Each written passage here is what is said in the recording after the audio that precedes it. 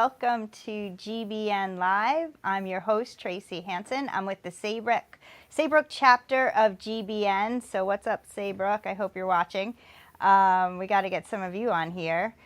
Before we get started today, we have with us today Brandon Vincent from the Greater Greenville Chapter.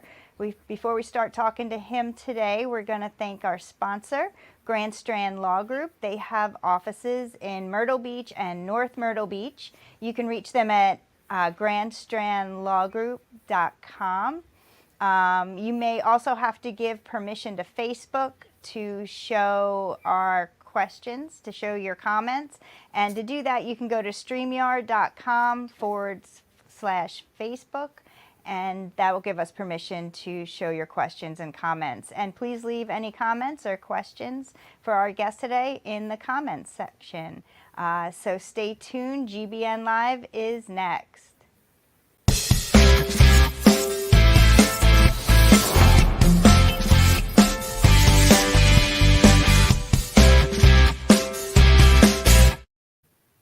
All right, and welcome back. Thanks for joining us, Brandon. Hey, good morning. Thanks for having me. Yeah, we have Brandon Vincent today with Oakwood Capital, and he is with the Greater Greenville Chapter of GBN. So again, thank you for joining us. So before we get started and talking about financial situations, let's learn a little bit about you. So tell us a little bit about yourself, where you're originally from, your family situation, anything you want to share. Absolutely. Yeah, I was born and raised in Charleston, South Carolina. My dad was in the military, so he was stationed on there on Charleston Air Force Base. I lived there till I got married. I was about 15 years ago. And then we moved up here to the Greenville upstate area about 5 years ago. And beautiful wife, 3 beautiful daughters. And we're absolutely loving the upstate and everything that it has to offer up here. It's beautiful country up here. Love the mountains. I used to be a beach person, but now I'm a mountain person, and it's just wonderful. I feel you with that. I grew up on Long Island, and now we live here by the beach, and I love going to the mountains because it's just different, and I love it up there. It's beautiful up there. There's something about that crisp, fresh air in the morning. It's just wonderful. So we love it for sure. Here. Take a deep breath, and I love that. The fall, it's beautiful. For So sure. that's really cool. So let's talk a little bit about Oakwood Capital and your role there. So they've been around for 35 years, if I'm correct. Yes, wow. That's correct. So tell us a little bit about that company. So Oakwood Capital is a nationwide broker dealer, and as you said, they've been around for a while, 35 years. Doug King and his sons, they run that company. And they basically partnered with us here in Greenville. They've got different advisors all over the country, and so they provide a really great relationship. Doug, goes back into the banking industry. I think he was an executive. He sat on the board at Bank of America, so he's been in the industry for quite a while, knows his stuff, and so it's just a really very good, transparent organization that wants to help clients understand their investments, understand what they're working with, and just try to help people prepare for retirement. That's great. Yeah, I know a lot of people, they don't know where to start. So I guess to begin with, you really should look for a financial advisor. What do you suggest somebody looks for when they are starting to look for a financial advisor? What should they look for? I would suggest transparency. One of the things when I got into the industry, I was just befuddled. I couldn't understand how so many advisors would bring a client on, explain all the investments, kind of razzle dazzle them with all of their knowledge of the industry, but never really talk about fees. And so one of the things that I make very apparent in the very first meeting is how much I'm going to charge for my services. And there's just a lot of hidden, the industry by itself is just really complicated and hard to understand sometimes. Yeah. But I think one of the most things that people don't understand is how much they're paying for the services. And so we're very open and very just cut and dry when it comes to our fees. Right. And that's where that's huge. People just need to know what it is that they're paying for and how they're being charged. And a lot of people don't realize those fees can be hidden within their investments. And so they need to understand how that works. Right. That's definitely very important because it is, so, for someone just starting out, they really don't know much about it at all, No. So I can see where sometimes those fees might get a little confusing for them. I would say transparency, but I would also want to say just trustworthiness, honesty. Now, that's a little cliche, but I think the one thing that sets us apart is obviously the fees and the transparency there. Right, right. And then there's also the services that you offer. And I know that you also offer real-time account access for the client to, I believe, so that would be them checking on their account. What does that mean, real time? So, Oakwood Capital is my broker dealer, but then we partner with Schwab. Charles Schwab is our custodian. So that's kind of like the bank where the money is actually being held, if you will. So if you're familiar with like your bank app on your phone, Charles Schwab has, one of the best platforms that I've actually worked with before. So it's really, really simple to use. You can download an app onto your phone and then look at all of your accounts real time.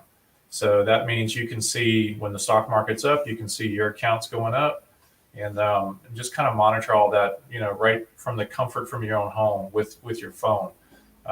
There's some other custodians out there that claim to have these types of services, but there's only a few that really do it right, and I think Schwab does it very right. So that's pretty neat. So they can see it as it's happening, as it's changing, and yes, right in that moment.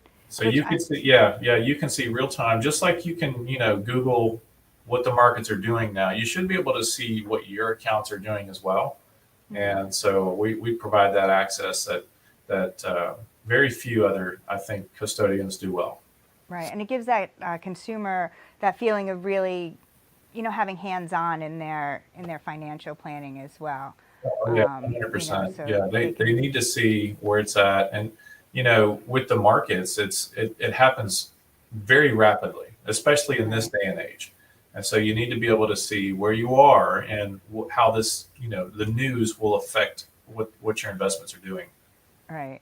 And somebody, like you talk about, retirement planning or, something like that, having that knowledge and being able to see that in real time, I'm sure is pretty helpful. Sure. But speaking about retirement income and planning that way, what do you need to know and what do you need to focus on if you're going to be maybe just starting off with a retirement plan, or maybe you have something in the works, a 401k, but what's something you should really be keeping an eye on? Well, I would say, obviously taxes are a huge part of any type of retirement plan. Being aware of how the laws change and things like that will certainly affect any type of retirement plan out there. But one of the things that we're really hands-on about is just having a disciplined and accountable approach to our plans. People think that, you have to have all this really comprehensive understanding of what the markets do, but really it's not that hard. Staying accountable, staying disciplined when you're actually putting together a plan is one of the key things that we will focus on. And so what we'd like to provide is that accountability. So are you actually sticking to the plan that we laid out? Are you contributing the amounts that we had talked about? Are you following up and making sure you file all those tax documents and things that go along so that you can get those tax breaks? Accountability really does play a huge part of that. I like to say a lot of times, like, you can have the best plan out there, but if you're not actually, following through with it, right, it's really not worth it. So we just need to make sure that they're doing what we said we're supposed to be doing. Right, and that's the whole, that's why you'd want a financial advisor to advise you what you need to be doing, but you definitely have to follow through with it. Sure. So, talking about retirement, there's also legacy planning, right? So I feel like we could kind of tie that, this would be a good time to talk about legacy planning. Can you touch on that a little bit? What is it and why should we be doing it? Yeah, so legacy planning is, obviously leaving an inheritance or something for your family and your kids. The one thing I'll talk about with the kids, though, is that, it's probably just not a really good idea to save up a bunch of money and then just hand that over to the kids. I don't think that's really good stewardship.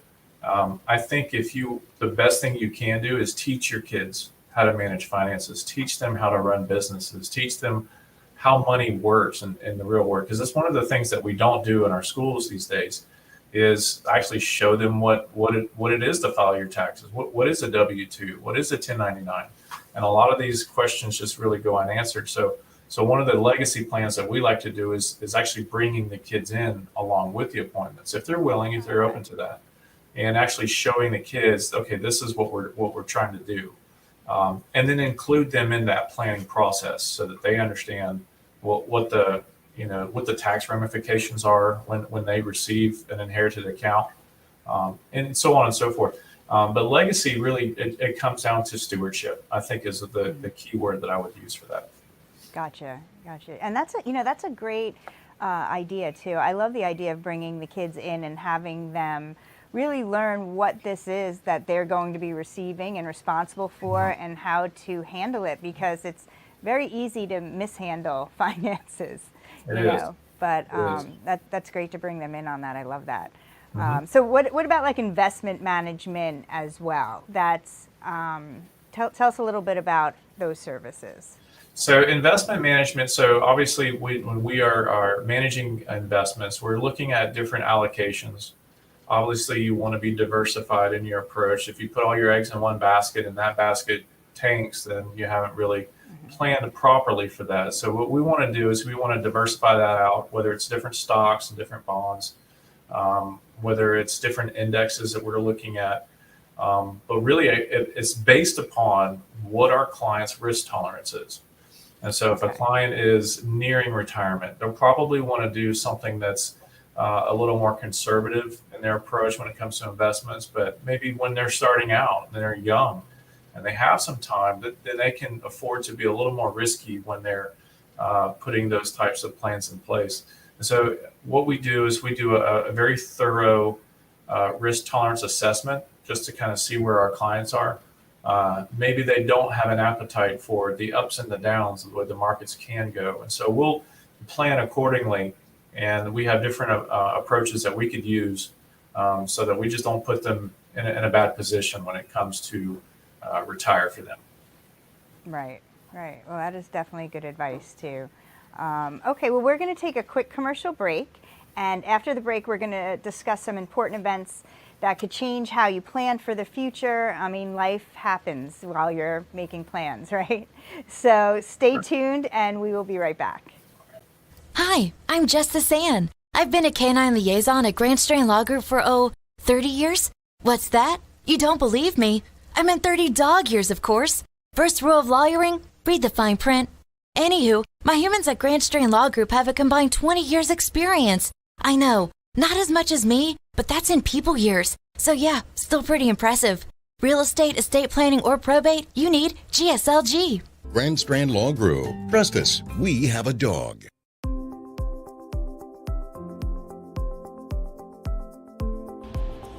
Great Business Networking grew out of the idea that by creating lasting friendships within the community, we can make the community even better.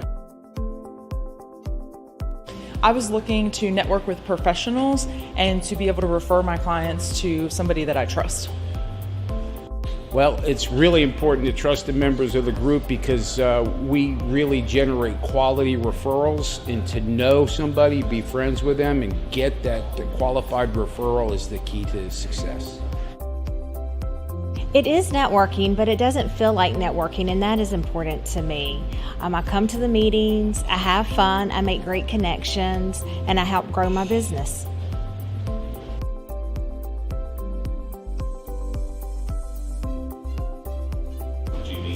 GBN, these are some of the best professionals in the market, and having that resource available to me, that's priceless.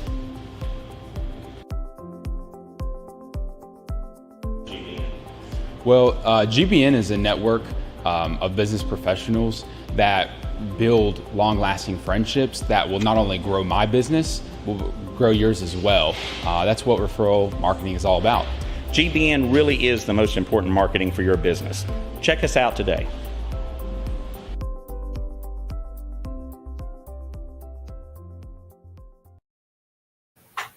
Welcome back to GBN Live. I'm your host, Tracy Hansen.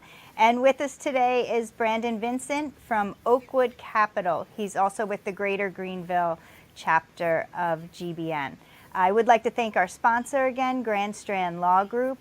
You can reach them at 843-492-5422. Also at grandstrandlawgroup.com. They have offices in Myrtle Beach and North Myrtle Beach, and they're ready to be your trusted advisor. If you have questions for GBN or for today's guest, please type them in your comments, and we will do our best to get them answered online here on GBN Live. So, Brandon, all right, welcome back. I have heard it said that, we kind of touched on this, when life happens, real estate happens. I'm a realtor, so I get what they're talking about. But I guess that would be the same for financial planning as well. Things such as life, marriage, divorce, children, death, all these things can kind of throw a monkey wrench into your plans. So how do you adjust with that? Can you explain that to our viewers? Yeah, absolutely. So with any planning process, we want to try to set a few waypoints to get the client from point A to point B, B being retirement or whatever their goal is that they're setting. So we have certain checkpoints that we're shooting for, but a lot of times, as you said, life happens. And so what do? So you have to put some contingency plans in place as well, too. One of the things that I think we do really, really well is we try to mitigate risk as much as possible. So maybe it's a premature death, or maybe it's an inability to continue their employment with where they are. But those are the types of contingency plans that we do look at. And I think you could probably be the best planner out there, but if you're not thinking of these adverse things that could happen, then you're not setting your clients up for success. And so we have to look at it from all perspectives and all different angles. And so you just have to be ready for that. And some of those conversations are not the easiest ones to have. And maybe the client wants to do this, but what we try to do is just say, look, life happens and you have to be ready for it. And so that's what we want to make sure that we're preparing the clients, not only for if everything goes perfectly, but what if something goes haywire? And we just try to set them up for that. Right. And even things like, having a baby. So, right now, we're having the end of the school year. My daughter's 14, so we're right in the middle of the last week of school and everything that's going on. But it's also, you do education savings as well. Yes. So yes. Tell us a little bit about that, especially now, like I said, with school ending and people like, oh no, I'm a year closer to college. Yes. What can they do? So South Carolina is one of the states that actually has passed a law that allows for parents to help save for education. It's a 529 plan, and you can actually go to futurescholar.com. It's for South Carolina residents. And what it does is it allows parents to save not only for college education, but also so through K through 12 education as well, too. There's certain criteria that you have to qualify for, but if you do qualify for that, you can use that savings for that education purposes. It's not only for college tuition, but it's also for under college education as well too. And those are one of the things that I think a lot of folks just aren't aware of. So you can use that and actually get a tax deduction from your taxes if you do utilize that type of savings account. And you could put the money in the markets just like any other mutual fund or index fund or anything like that. And those funds will grow as well as the tax benefits as well too. So yeah, that's one of the big things that we try to talk to our clients about. Awesome. So I also understand that you can help people when it comes to life insurance, disability insurance, long-term care insurance. Can you give us a little information on those services? Yeah, so I talk about this as if it's like playing defense. You know how when you play football, there's an offense and there's a defense. Well, the offensive side of the ball is trying to grow your wealth, trying to make it bigger, taking certain risks and things like that. The defensive side of the ball is what you just mentioned: life insurance, disability, long-term care. This is actually what's going to protect what you're trying to grow. And so we look at, again, trying to mitigate risk, trying to make sure that if something does happen that's unplanned, that we are prepared for it. The last thing I want to have to do is talk to Mr. and Mrs. Klein if Mr. passes away and I have to have that conversation. Well, we had the best retirement plan, but we didn't plan for this. I mean, that's just an awful conversation. That doesn't reflect well upon me as an advisor, but it also just doesn't set this family up for success. So we got to play defense on that. And so we will have a very thorough conversation and go through all that just to plan for the what ifs. Right. Yeah, definitely. I can see, may not be the most comfortable conversation, but necessary. Absolutely.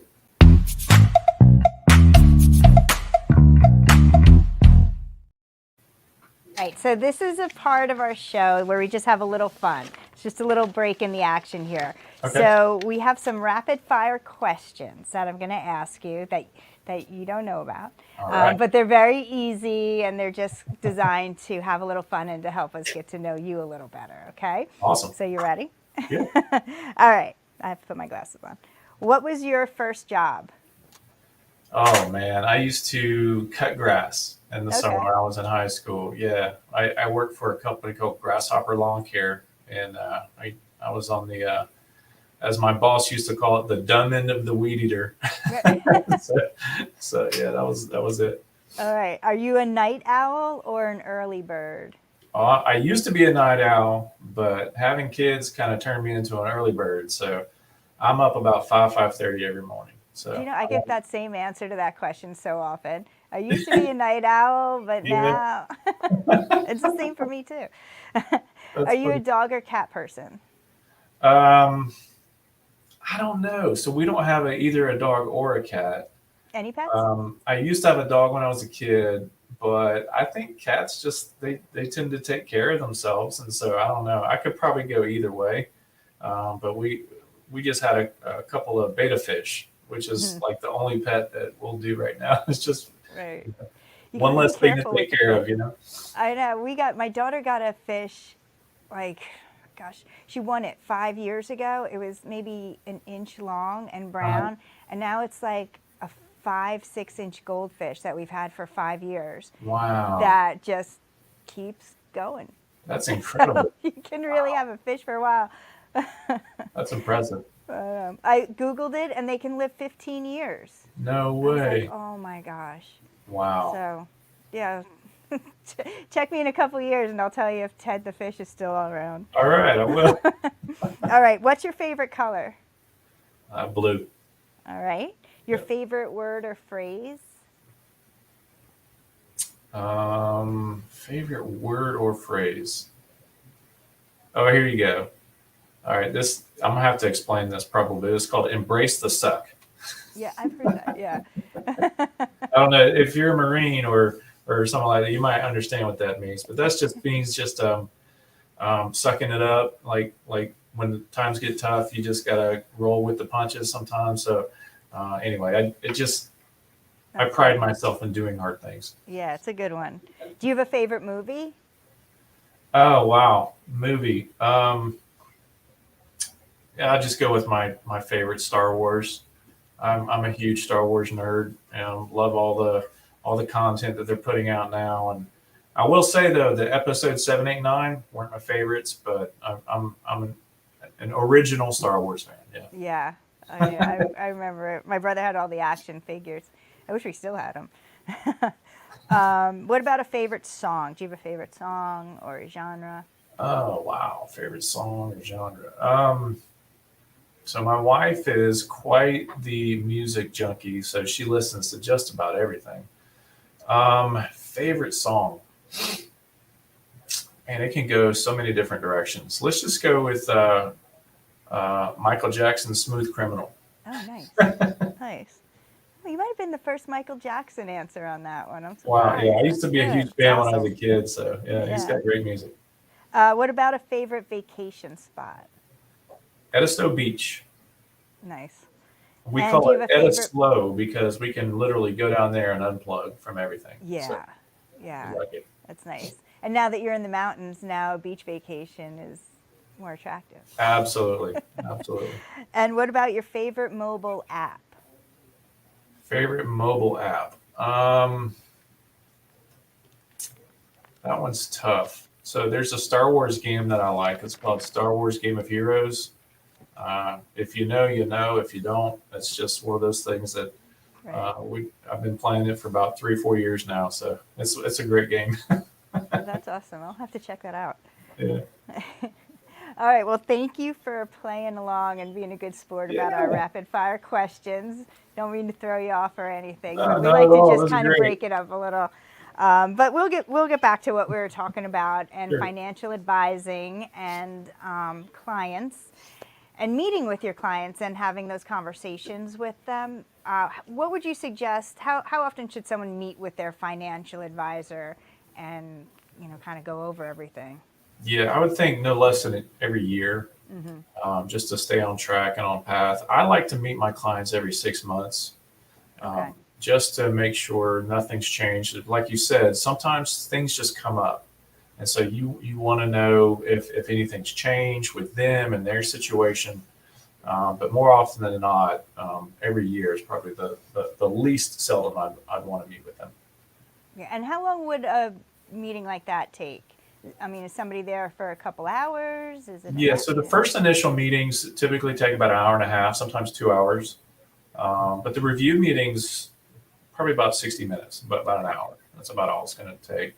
Unless, something crazy happens and we really got to start digging into some things. But, and then too, with the, the cell phones and emails, you don't necessarily have to meet in person. You can do Zoom calls. You can, send all that stuff through the internet nowadays. So it shouldn't have to take that long, but I'm kind of old school. I like FaceTime. I like meeting with my clients. I like seeing them and I want them to see me too. Right. Yeah. Yeah. There's definitely something to be said for that. I agree. Well, it's been great talking with you. You can get in touch with Brandon at oakwoodcapital.com and also at 864-979-9995. And I'm sure he'd be happy to answer any questions that you might have for him. Brandon, one more thing. Before we go, can you tell us why referral marketing is so important to you? And specifically, why did you choose to be a member of GBN? Referral marketing is the core of my business. I don't think there is a better way to market yourself other than warm marketing. And when you're part of a group like GBN, you have, 20 members who are talking about you, endorsing your business and promoting you probably better than you can yourself. And so that is why I wanted to get involved with this particular group. And I think that what you guys have done, at the headquarters over there in Myrtle Beach has really taken a great idea and made it excellent.